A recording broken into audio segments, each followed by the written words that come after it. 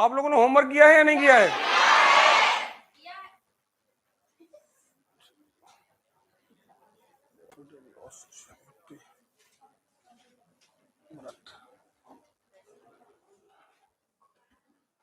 कल हमने व्रत के बारे में पढ़ा, ठीक है?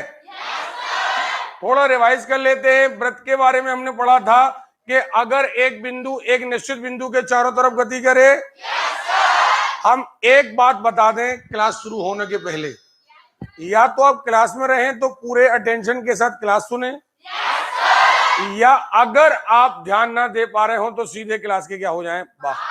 आप अदर बच्चों का डिस्टरबेंस ना करें। आपको मेरी बात समझ में आ गई? क्लियर है? हाँ, देखिए हमने व्रत के बारे में पढ़ा था, हमने व्रत की परिधि के बारे में पढ़ा था, नहीं पढ़ा था? फिर हमने व्रत की जीवा के बारे में पढ़ा था कि परिधि के दो बिंदुओं को मिलाने वाला रेखाखंड। अरे क्लियर है? एक हमें पूरा रिवीजन लेना है आज ज्यामिति का। तैयार है ना आप लोग? क्योंकि कल जब हम प्रश्नावली हल करेंगे तो प्रश्नावली में त्रिभुज से लेकर के व्रत तक सारे सवाल आएंगे और सारे सवाल देन एंड देयर बनना चाहिए। ओके, ठीक है? हाँ, तो हमने कहा आपसे कि हमने जीवा के बारे में पढ़ लिया था, हमने व्यास के बारे में पढ़ लिया था। जीवा और व्यास एक ही बात है, लेकिन व्यास वो कहलाता है जो जीवा केंद्र से होकर के, हाँ या ना? पक्का? आप लोग बढ़िया एनर्जेटिक बैठे हो। चलिए, इसके बाद में हमने कई सारे प्रमेय पढ़े थे कि जीवा यदि केंद्र के पास है तो बड़ी होगी, जीवा यदि केंद्र से दूर है तो। फिर हमने ये भी पढ़ा था कि केंद्र से समान दूरी पर समान जीवाएं होती है। अगर जीवान सवाएं है तो, हाँ या ना? फिर हमने व्रत के चाप के बारे में पढ़ा था, नहीं पढ़ा था? व्रत के चाप के बारे में क्या पढ़ा था? अगर हम व्रत का कोई एक चाप ले लें तो एक कहलाएगा लघु चाप, एक कहलाएगा, ओके? अगर वहां से एक संगत त्रिज्या खींच ले, सॉरी जीवा खींच ले, तो एक कहलाएगा लघुखंड और एक कहलाएगा, ओके? नहीं कहलाएगा? कोई दिक्कत है? तो मुझे लगता है कि यहां तक का तो आपसे बन चुका होगा और यहां तक का आपको याद होगा। क्लियर है? हम पढ़ रहे थे 3 असंरेख बिंदुओं से एक व्रत खींचा जा सकता है। देखिए यहां पर हमने ये भी पढ़ लिया था। चलिए देखते हैं। किसी व्रत में बड़ी जीवा छोटी जीवा की अपेक्षा केंद्र के, नहीं पढ़ा था? चलिए ये पढ़ लिया था हमने। किसी व्रत की दो बराबर जीवाएं केंद्र से बराबर कोण अंतरित करती है, नहीं बताया था? चूंकि हमने कल ये उदाहरण भी दिया था कि हमने त्रिभुज में पढ़ा था कि कोण भुजा पर निर्भर करता है और भुजा काहे पर। तो अगर जीवाएं बराबर है तो केंद्र पर बना कोण बराबर होगा, और अगर केंद्र पर बना कोण बराबर है तो जीवाएं, अरे क्लियर है? नहीं आ रही बात? आ रही है? देखे आगे, यदि किसी व्रत के दो चाप समान हैं तो उनकी संगत जीवाएं भी, नहीं बताया था? अगर हमने व्रत का एक हिस्सा लिया, एक टुकड़ा लिया और टुकड़े को मिला दिया हमने, तो ये कल हमने पढ़ा था कि अगर हमने चाप को मिलाया, चाप को मिलाएंगे तो जीवा बनेगी, चाप को मिलाएंगे तो, अरे क्लियर है? और ये जीवा याद रखिएगा, अगर हम एक चाप और ले लें और इतने ही बराबर ले लें तो ये जीवा और वो वाली जीवा बराबर होगी, यानी चाप बराबर तो जीवा बराबर, जीवा बराबर तो, क्लियर है? चलिए अब देखें, किसी चाप व्रत के केंद्र पर बना कोण उसी चाप द्वारा शेष परिधि पर बने कोण का, बहुत बढ़िया, ये समझना था और यही हमने आपको छोड़ा हुआ था, क्योंकि ये थोड़ा समझने वाली बात है। अब देखे जरा क्या बताने वाले हैं हम, क्योंकि यहां से क्वेश्चन बन करके आते हैं। ये है एक व्रत, क्या है ये? अरे क्लियर है? अब ये रहा व्रत का केंद्र। ओके, यहां दो बातें बहुत ज्यादा जानने वाली हैं। आपने कोई भी एक चाप ले लिया, मान के चलते हैं ये, ठीक है? अब ये प्रमेय तो हम पढ़ चुके कि अगर हम इसे मिला देंगे तो एक जीवा बना नहीं मिलेगी। किसी व्रत के चाप को मिलाने से एक जीवा बनती है या नहीं बनती है? क्लियर है? अरे क्लियर है? किसी व्रत के चाप को मिलाने से एक, ओके क्लियर है? सॉरी। अब देखे, अब दो तीन बातें बहुत याद रखना है कि अगर इस चाप द्वारा, इस चाप के हम कहीं पर भी परिधि पर कोण बनाएं, एक बिंदु यहां से मिलाएं, एक बिंदु यहां से मिलाएं, यहां पर एक कोण बन गया। यह हो सकता था कि हम इससे यहां एक और यहां मिला देते तो कोण बनता। अब हम यहां पर कोण बनाएं या यहां कोण बनाएं या यहां कोण बनाएं या यहां कोण बनाएं, कहीं पर भी हम कोण बना सकते हैं।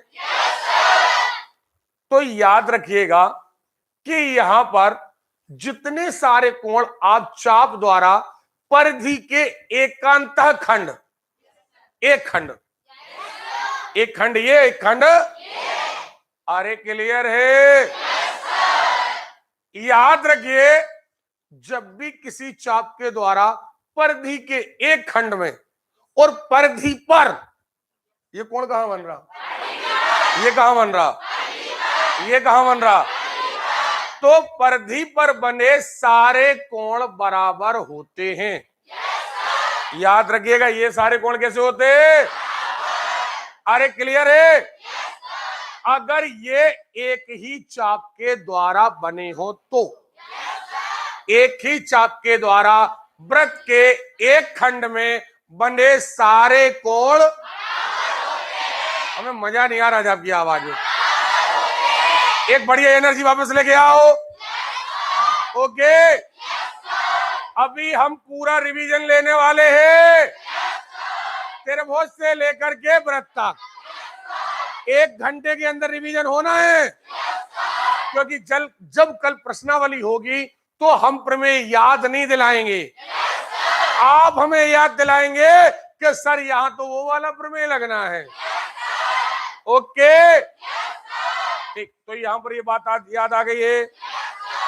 अब देखे एक बात और, जब हमें ये पता चल गया कि परिधि पर बने सारे कोण बराबर होते हैं, तो अब हमें एक बात और क्लियर हो गई।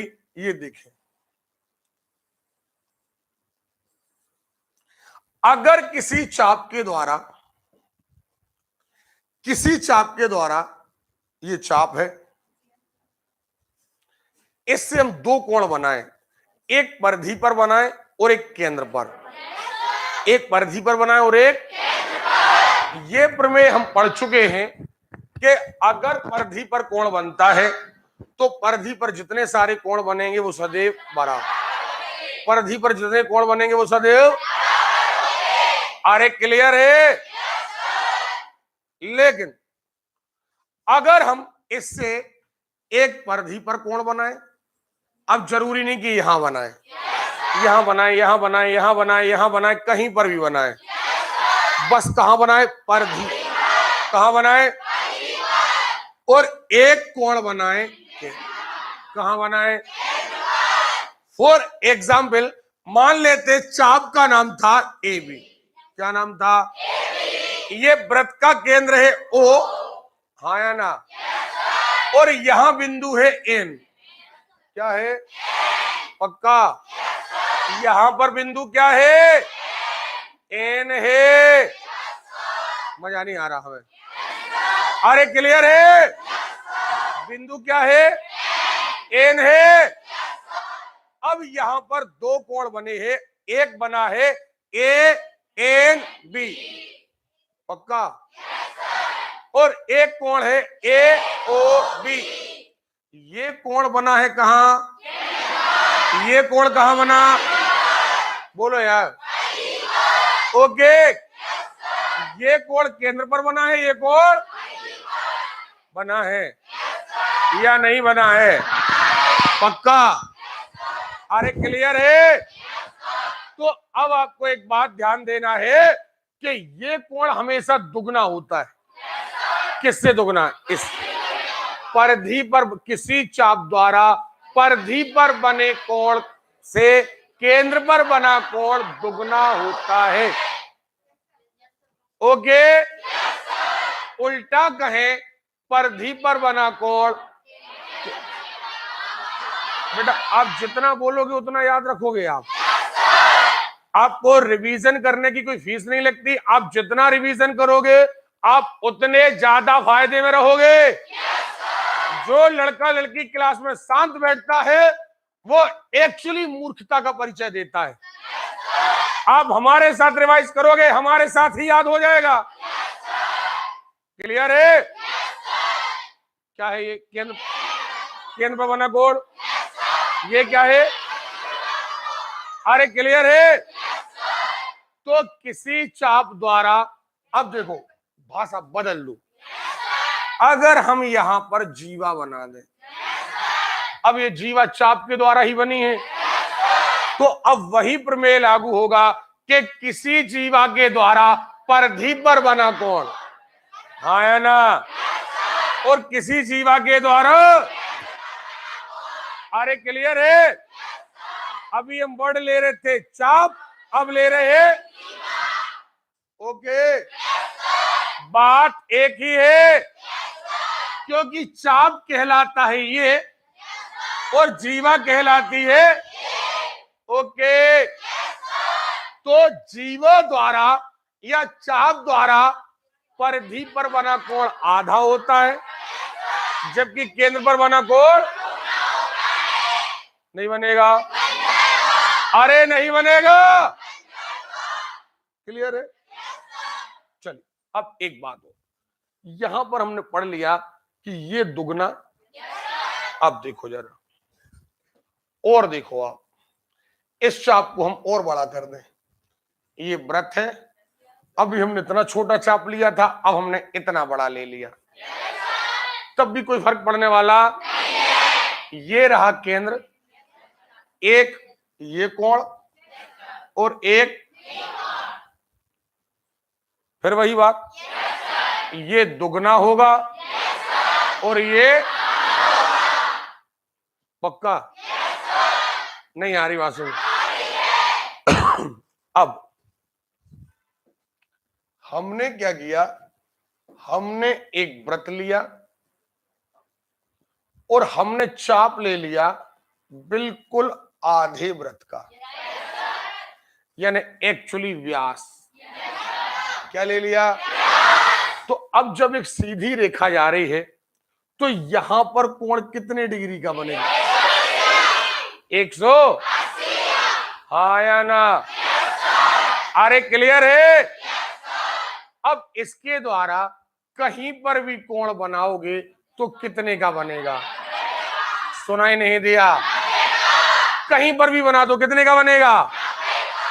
इसलिए एक नया प्रमेय आता है कि अर्धवृत्त का कोण समकोण होता है। क्या कहा हमने? हमें सुनाई नहीं दिया? अरे क्लियर है? देखे, अब यहां पर कोई अर्धवृत्त बना दे, ये बना दिया अर्धवृत्त। अब इससे परिधि पर कोई कोण बने तो ये समकोण बनेगा। क्यों बनेगा? क्योंकि एक्चुअली ये वृत्त का एक चाप है। क्या है? और यहां पर कितने डिग्री का कोण बन रहा? हमें आवाज नहीं आ रही है। अरे क्लियर है? यहां पर 180 डिग्री का कोण बन रहा है, और जब यहां पर 180 का बन रहा है तो यहां पर कोई डाउट है? हमने 2-3 प्रमेय आपके एक साथ क्लियर करा दिए। देखते हैं अब, देखो क्या लिखा। किसी चाप के द्वारा वृत्त के केंद्र पर बना कोण उसी चाप के द्वारा शेष परिधि पर बने कोण। अरे क्लियर है? यानी इस कोण, ये वाला कोण इस वाले का दुगना। देखिए जरा, ये लिखा देखो, कोण ए ओ बी, कोण ए ओ बी बराबर कोण काय का ए सी बी, ए सी बी का पक्का? अरे क्लियर है? नहीं बनेगा? अरे क्लियर है?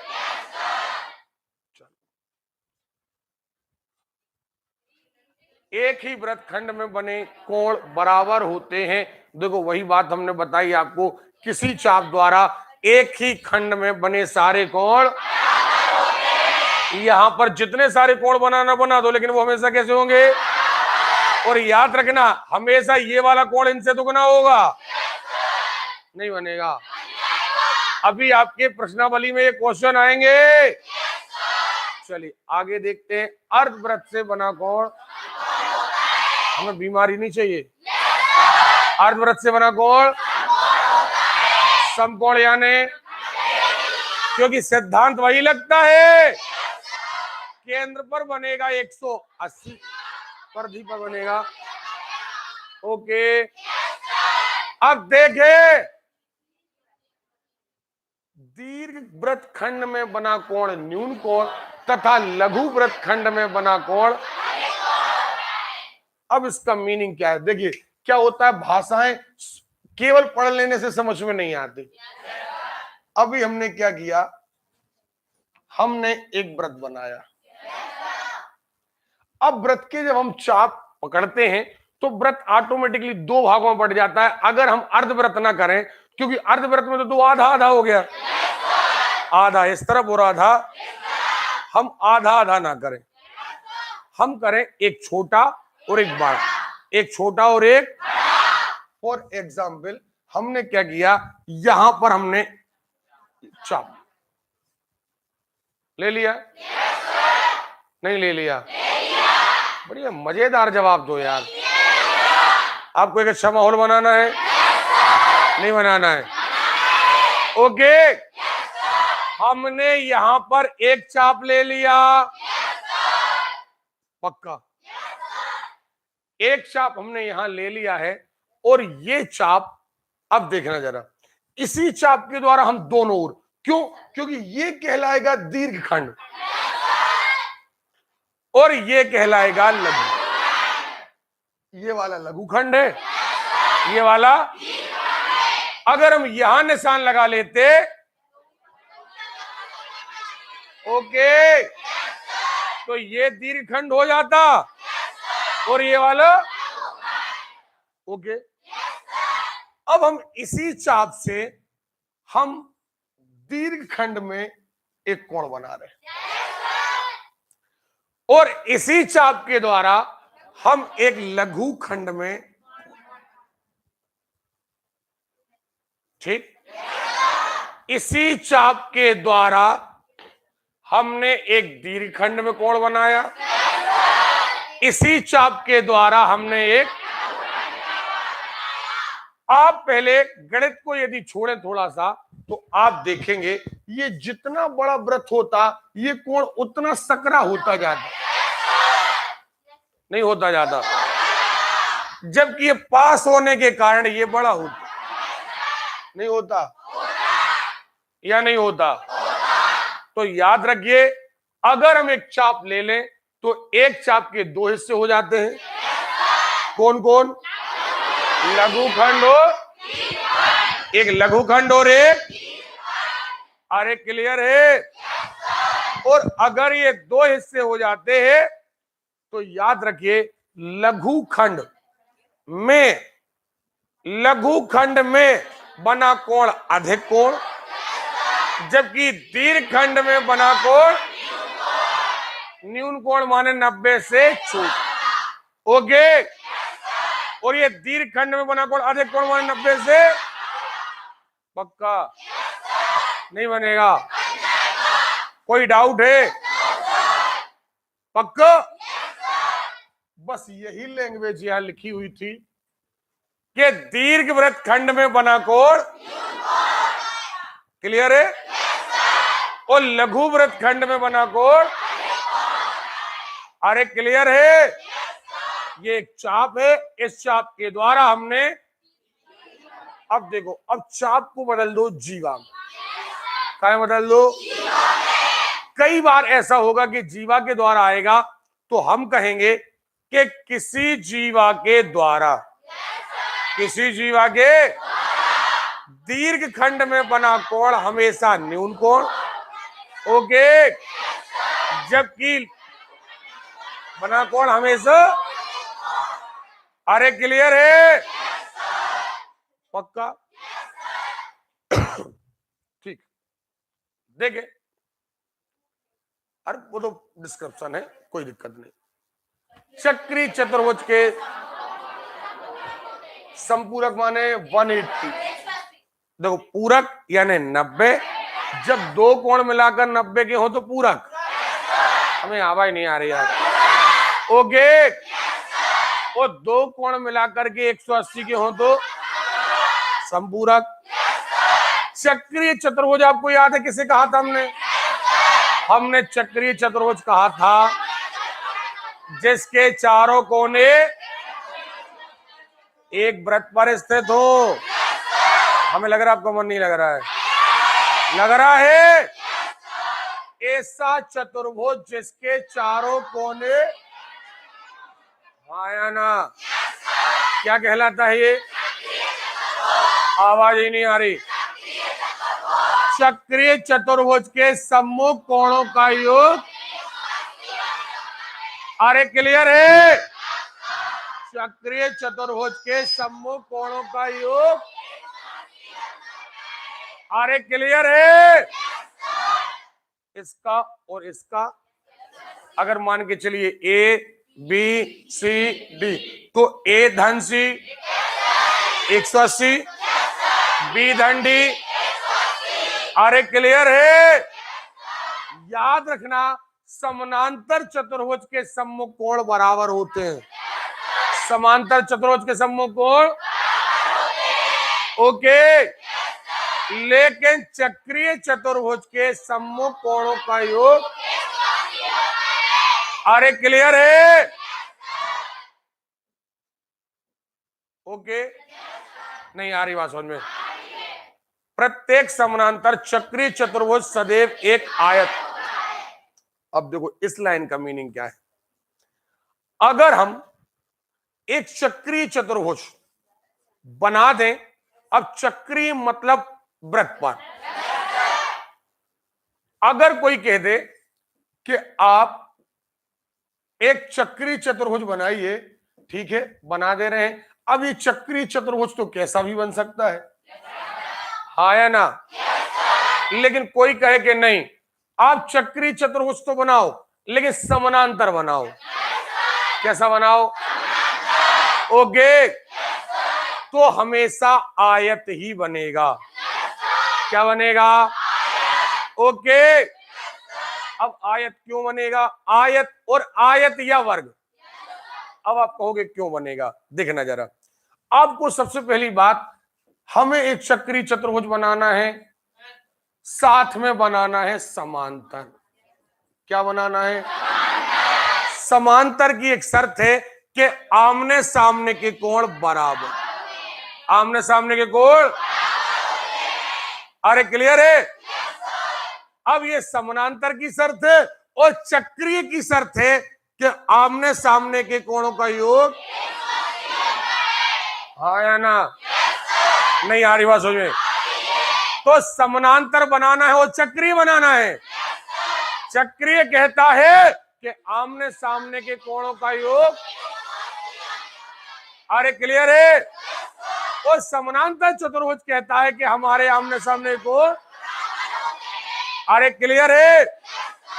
ऐसा तभी हो सकता है कि जब आप एक आयत बनाएं तो आयत में 90 हो तो बराबर भी हो गए, और टोटल आया ना। और ऐसा या फिर वर्ग में हो सकता है। तो वर्ग भी एक प्रकार का क्या है? वर्ग भी एक प्रकार का क्या है? नहीं है। तो हमेशा याद रखना, अगर किसी वृत्त के अंदर समानांतर चतुर्भुज बनाना है तो या तो वर्ग बनेगा या फिर ओके।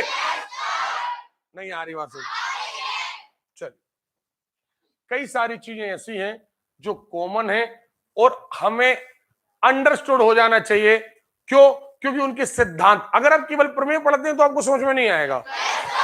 देखें आप, यदि किसी चक्रीय चतुर्भुज की एक भुजा बढ़ाई जाए तो इस प्रकार बना बहिष कोण अपने सामने अंतः कोण के,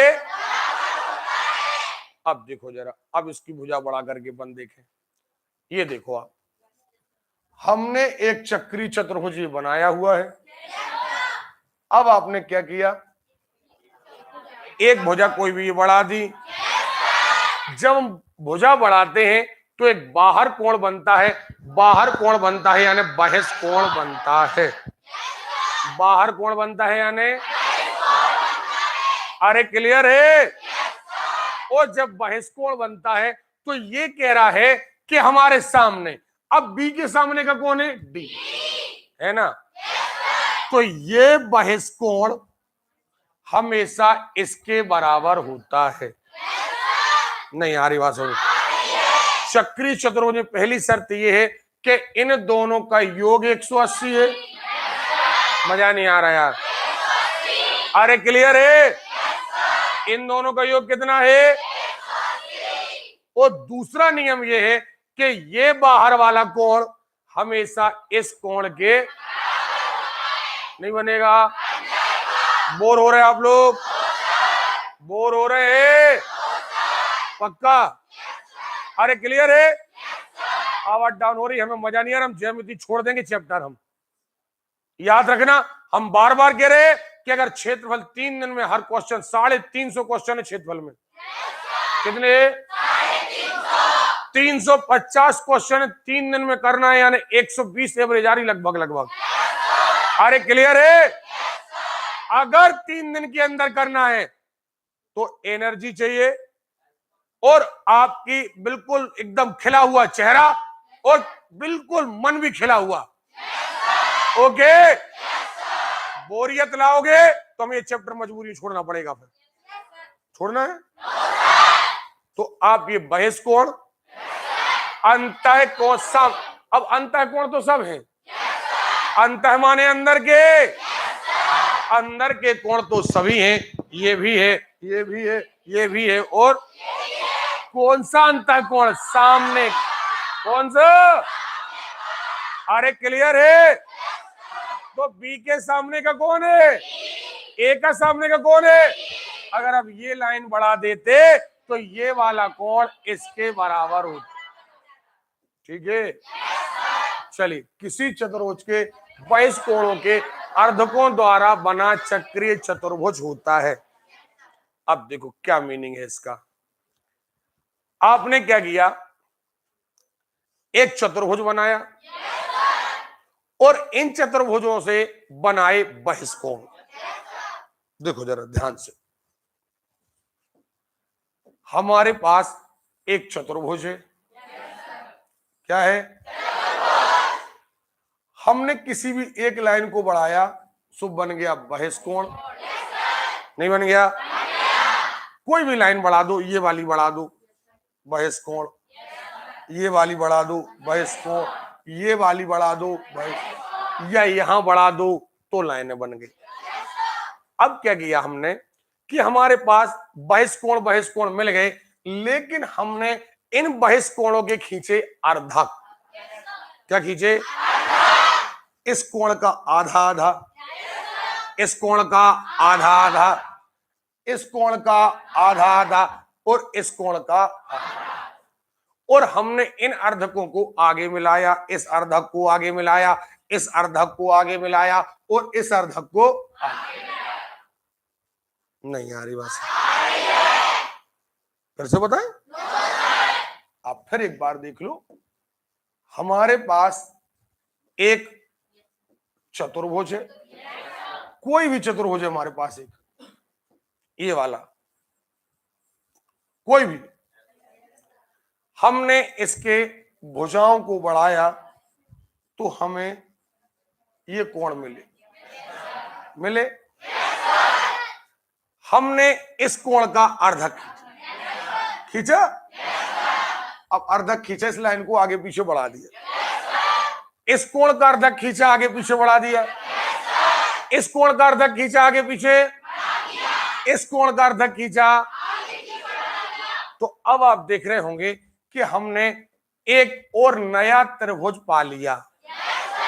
देखो ये वाला, हाँ या ना? सॉरी, हमने एक नया चतुर्भुज पा लिया है, और ये चतुर्भुज ऐसा है जो चक्रीय होगा। क्या होगा? अरे क्लियर है? कहानी क्या है? कहानी ये है कि अगर किसी चतुर्भुज के बहिष कोण, कितने बहिष कोण? चार कोण है तो चार ही से चार बनेंगे। अब किसी तरफ चाहे ऐसी भुजा बढ़ा लो, चाहे ऐसी बढ़ा लो, चाहे ऐसी बढ़ा लो, तो आपको बहिष कोण कितने मिलेंगे? अगर इन बहिष कोणों के अर्धक खींचे जाएं, इन बहिष कोणों के और इन अर्धकों को मिलाया जाए, इन अर्धकों को, अरे क्लियर है? तो बना हुआ चतुर्भुज, अब चक्रीय का पता कैसे चलेगा? अरे इसलिए पता चला क्योंकि इसके सम्मुख कोणों का योग 100, हाँ या ना? इसके सम्मुख कोणों का योग नहीं बनेगा? बनेगा। चलिए अब देखें, किसी वृत्त के परिगत खींचे गए चतुर्भुज की सम्मुख भुजाओं के एक जोड़े का योगफल दूसरे जोड़े के योगफल के, अभी हम बना रहे थे चक्रीय चतुर्भुज, वो चक्रीय चतुर्भुज बन रहा था वृत्त के अंदर। कहां?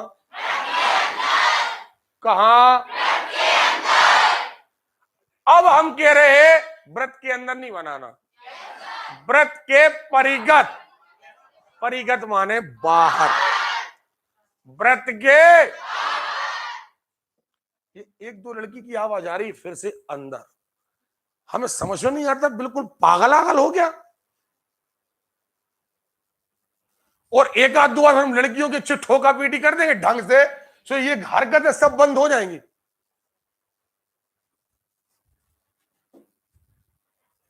एक व्रत है, ये व्रत के बाहर, ये सुन रहे हो? हम ये जो लाइन एक्स्ट्रा निकल गई, इन पर ध्यान मत देना, आप इस पर ध्यान दीजिए, इस पर।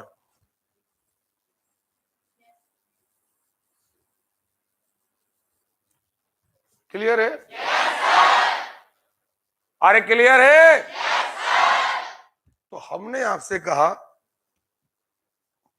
यहां पर कि किसी व्रत के परिगत, किसी व्रत के, हमने एक व्रत खींचा है।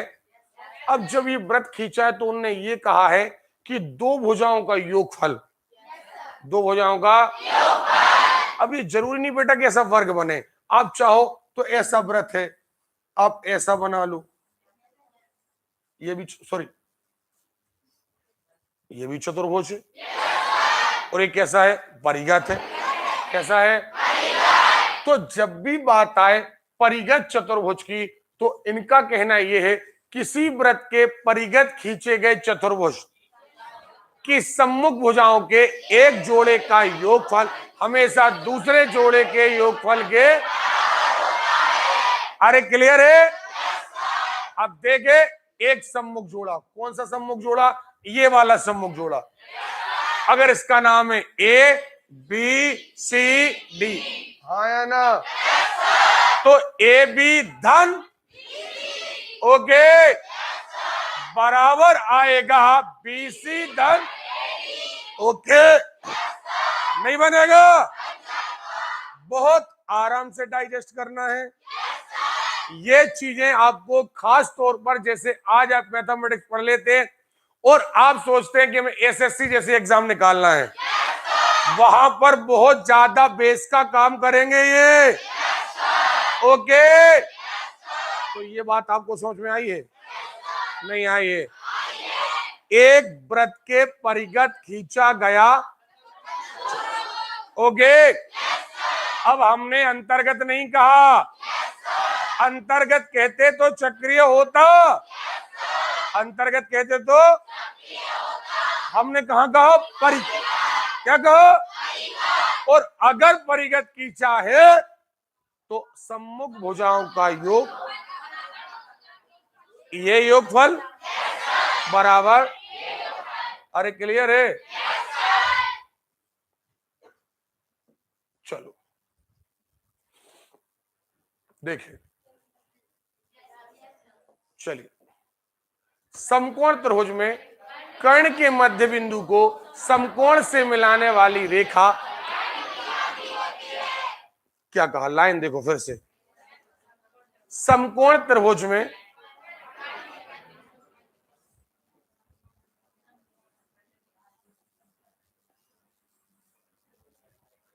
समकोण कर्ण के मध्य बिंदु को समकोण से मिलाने वाली रेखा, कर्ण की, अरे क्लियर है?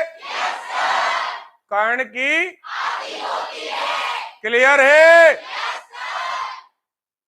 पक्का? नहीं बनेगा? ओके।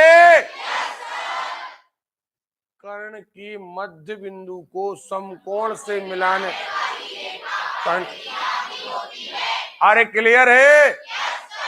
दो कहीं पर भी, ठीक है?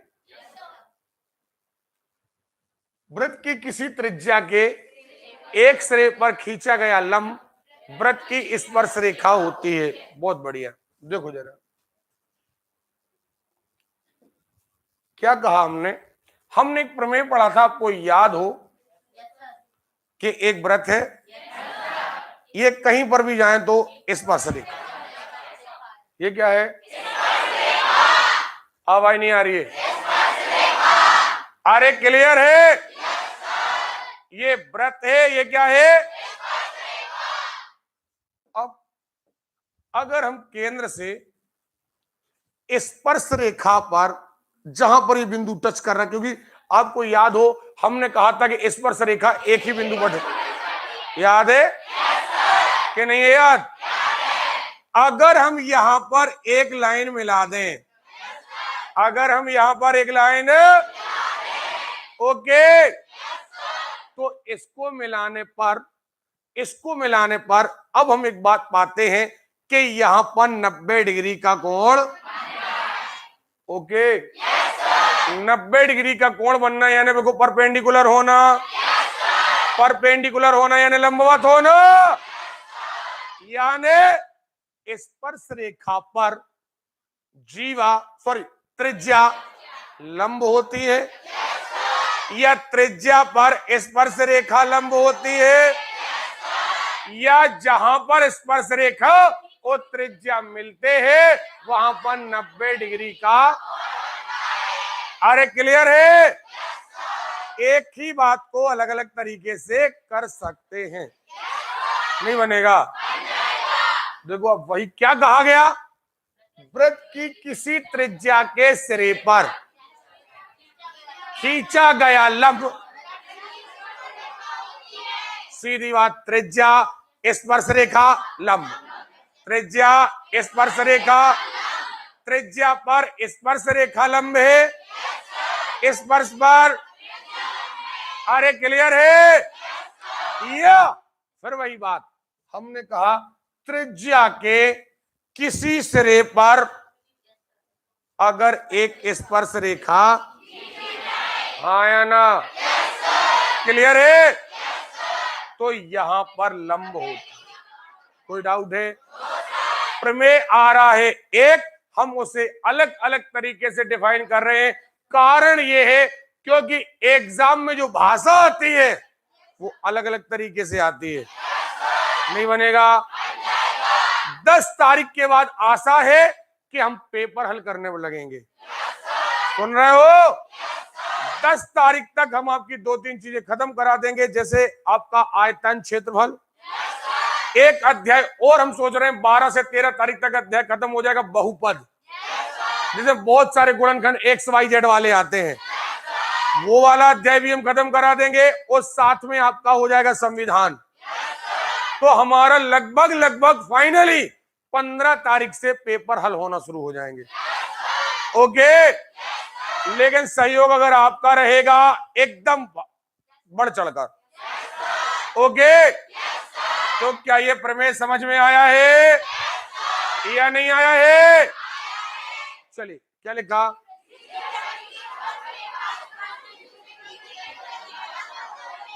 नहीं बनेगा? अब हमें इससे लेना देना नहीं है कि क्या लिखा, हमें तो इतना पता है, त्रिज्या, स्पर्श रेखा और एक दूसरे पर लंब, हाँ या ना? त्रिज्या स्पर्श रेखा पर लंब है, स्पर्श रेखा, या यूं कहें कि किसी वृत्त में अगर त्रिज्या और स्पर्श रेखा को मिलाया जाए तो लंब बनता है। ओके, चलिए एक मिनट हम चाय पी करके आ रहे हैं, फिर आगे हम बात कर रहे हैं।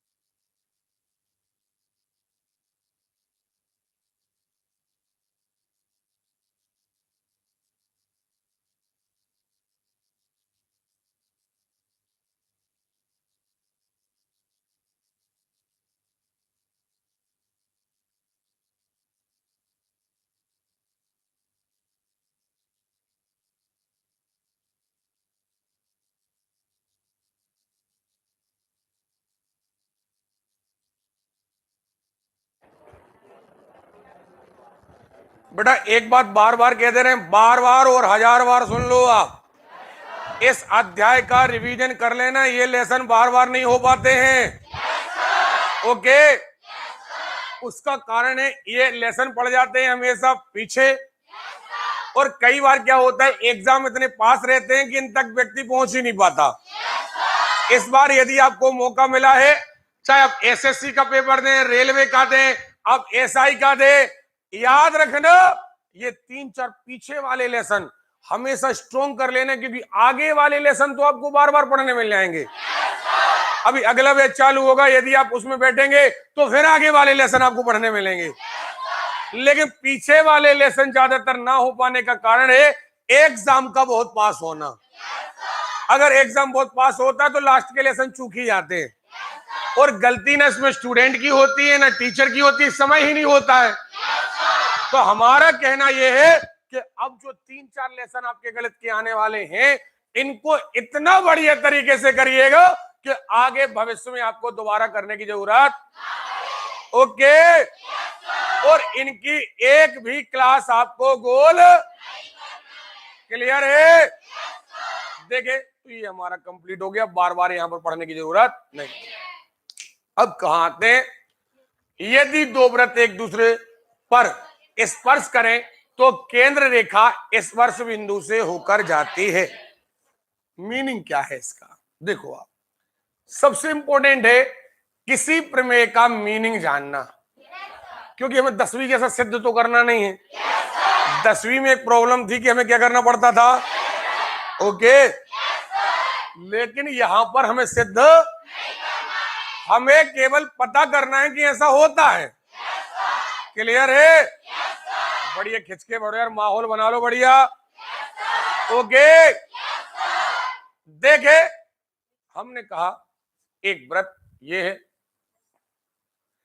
एक वृत्त छोटा या बड़ा या बराबर, एक दूसरा वृत्त यहां है और ये दोनों एक दूसरे को एक बिंदु पर स्पर्श कर रहे हैं, हाँ या ना?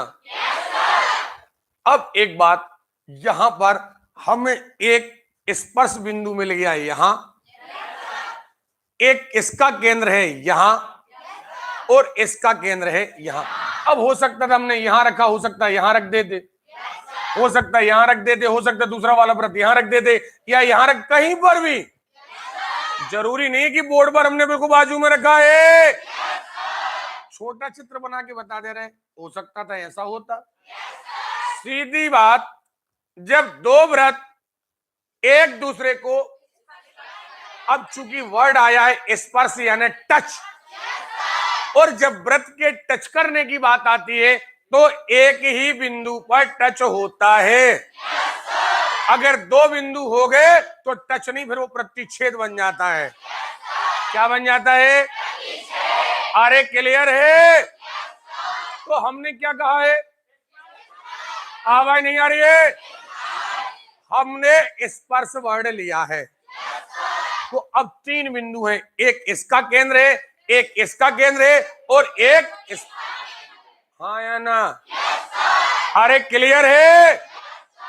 अब स्पर्श बिंदु है, अगर हम इन्हें तीनों को मिलाएं, यानी इसके केंद्र को मिलाएं और इसके केंद्र को मिलाएं, तो स्पर्श बिंदु ऑटोमेटिक मिल जाता है, यानी केंद्र वाली रेखा स्पर्श बिंदु से होकर जाती है। अब दूसरी भाषा में क्या कहें? दूसरी भाषा में यह कह सकते हैं कि दोनों वृत्तों के केंद्र और स्पर्श बिंदु संरेख होते हैं। संरेख होते हैं मतलब एक ही रेखा पर। ओके, नहीं आ रही बात समझ में? आ रही है? अगर दो वृत्त एक दूसरे को एक बिंदु पर, सॉरी स्पर्श का मतलब ही है एक बिंदु, ओके, तो तीनों बिंदु, कौन तीन बिंदु? पहले का केंद्र, फिर, अरे क्लियर है? एक दूसरे, सॉरी तीनों बिंदु जो है वो स्पर्श रेखा यानी सॉरी संरेख होते हैं। कैसे होते हैं? यानी एक ही रेखा पर। अब पढ़ो जरा, अब समझ में आएगा। यदि दो वृत्त एक दूसरे पर, तो केंद्र रेखा, केंद्र रेखा समझ गए?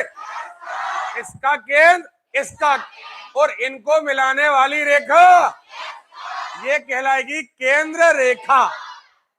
अब देखिए यही कैसे लगने लगा, अब समझ में आने लगा? हमें लैंग्वेज समझ में आना देखिए, उसी की थ्योरी लिखी है। दो वृत्त हैं जिनके केंद्र O1 तथा O2 है। अब ये आप पढ़ते रहना। किसी बाह्य बिंदु से वृत्त पर खींची गई स्पर्श रेखाएं बराबर, देखना क्या है इसका मीनिंग। ये वृत्त है, आपसे कहा गया कि किसी भी एक बिंदु, बाहर कोई भी बिंदु ले लो, कहीं पर भी, फॉर एग्जाम्पल यहां ले लो। अब इससे आप स्पर्श रेखा खींचो। तो आपने क्या किया? एक स्पर्श रेखा, अभी आगे ले जाओ ना ले जाओ, टच कर दी मतलब स्पर्श रेखा हो गई। फिर आपसे कहा एक और खींचो, हाँ है ना?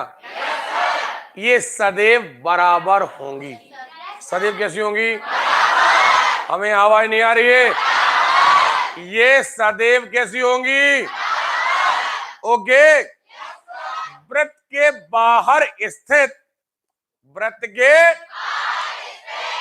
किसी बिंदु से खींची गई स्पर्श रेखाएं सदैव, कोई डाउट है? अरे कोई डाउट है? अब इनके कारण क्या है देखो जरा, कई बार 10वीं में सिद्ध करना, ये खींच दिया। तो यहां पर अब देखो, स्पर्श रेखा, त्रिज्या, लंब, स्पर्श रेखा त्रिज्या, हाँ है ना, एक बीच में लाइन डाल लो तो दो त्रिभुज हो गए, एक त्रिभुज ये, एक त्रिभुज ये त्रिज्या है। तो ये एक त्रिभुज की ये भुजा, एक त्रिभुज की ये भुजा बराबर, ये वाली भुजा इसमें भी, ये वाली भुजा, सो यानी अगर 10 की यहां है तो 10 की, तीसरा इसका ये कोण कितने का है, तो इसमें ये कोण कितने का है, दोनों त्रिभुज कैसे हो गए, सर्वांग सम हो गए, यानी हर भुजा बिल्कुल एक दूसरे के हो गई है। तो ये भुजा इसके बराबर होगी कि नहीं, इसीलिए तो कहा गया कि स्पर्श रेखाएं कैसी होती हैं, नहीं बनेगा। अरे क्लियर है, किसी वृत्त के बाह्य बिंदु से, किसी वृत्त के खींची गई स्पर्श रेखाएं बराबर होती है, नहीं बनेगा। अभी रिवीजन होने वाला है भैया, बिल्कुल तैयार रहिएगा। यदि किसी वृत्त की स्पर्श रेखा के स्पर्श बिंदु से खींची गई जीवा और स्पर्श रेखा के बीच बने कोण वृत्त के एकांतर खंड में बने कोण के बराबर, देखो जरा इसका मीनिंग क्या है। किसी जीवा द्वारा, जे है जीवा, जे जीवा है, अब इस जीवा के द्वारा दो जगह कोण बन रहे, पहले पढ़ चुके अपन, एक एकांतर खंड माने एक और ये, और दूसरा बन रहा है यहां, नहीं बन रहा। और इसी जीवा के द्वारा अगर हम बाहर एक स्पर्श रेखा खींच लें तो यही जीवा स्पर्श रेखा के साथ भी एक कोण बना रही है। पहले बात को समझें आप, अगर हमने एक जीवा बनाई और एक स्पर्श रेखा बनाई तो ये जीवा आप पहले ही पढ़ चुके हैं कि ये जीवा वृत्त के एक ओर, अब ये जीवा यहां बना देते तो यहां बना देते कौन, इनने बना दी आड़ी। अरे क्लियर है, एक जीवा एक बृहत खंड में कोण बनाएगी, ये वाला खंड यहां से बृहत हो जाएगा, एक कोण बृहत है, सॉरी एक खंड बृहत है और एक कोण लघु है। अरे क्लियर है, एक खंड बृहत है, एक खंड, तो जीव दो जगह कोण बनाती है, एक बृहत खंड में, और आपको याद हो बृहत खंड में बना कोण न्यून कोण होता, याद है, और दीर्घ खंड में बना कोण नहीं पता है, दीर्घ खंड में बना कोण हमेशा न्यून होता है, लघु खंड में बना कोण हमेशा अधिक कोण होता है। और वही जीवा उसी बिंदु पर यदि हम एक स्पर्श रेखा खींचें तो अब एक कोण बनाएगी जीवा और स्पर्श रेखा, जीवा और सो ये। अब मैटर क्या है, अब आपको समझ में आएगा कि एक्चुअली हम बात क्या कर रहे हैं। देखें आप, हमने कहा क्या है आपसे, यदि किसी वृत्त की स्पर्श रेखा के स्पर्श बिंदु पर खींची गई जीवा